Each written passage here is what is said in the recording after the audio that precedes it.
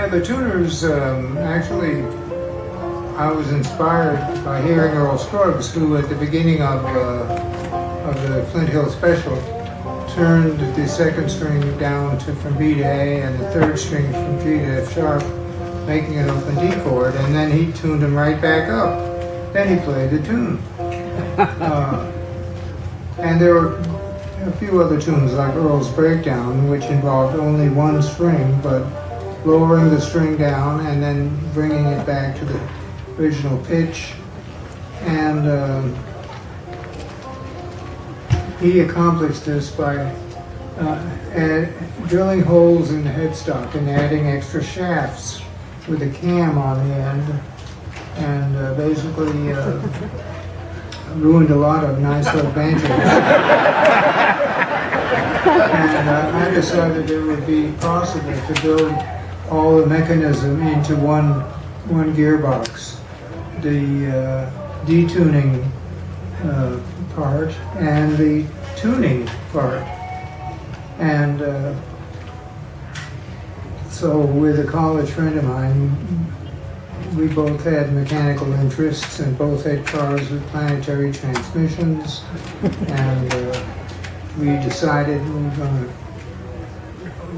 design a new kind of tuning peg. And in one afternoon, that's what we did. We came up with this design and made a prototype, and it worked just fine. So we made a second prototype and then decided to go into production, and this was in early 1964.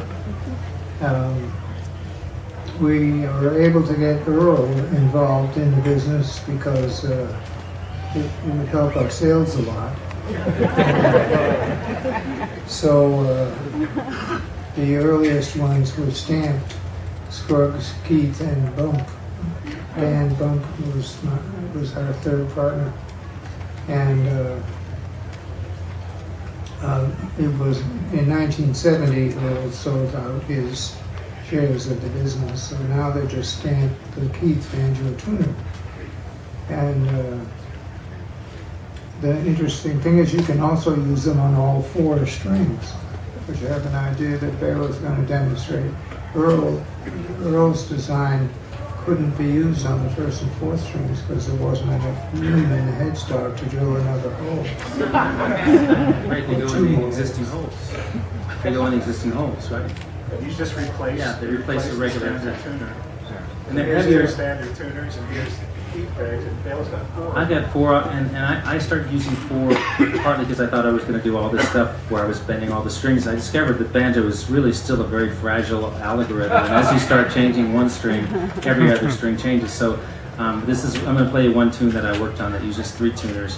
But I also used them because they were better tuners. They were finer tuners, and so it gave me a more refined tuning peg to use. And also I discovered, strangely enough, that they changed the sound of the banjo in a way that I found to be very positive. There was a tonal change by having the four pegs on that it's part of the sound of this banjo. It's not just that it's a pre-war flathead from the 30s, but it's also got these four bulky metal pegs that change the mass of the neck, and to me it's a positive thing.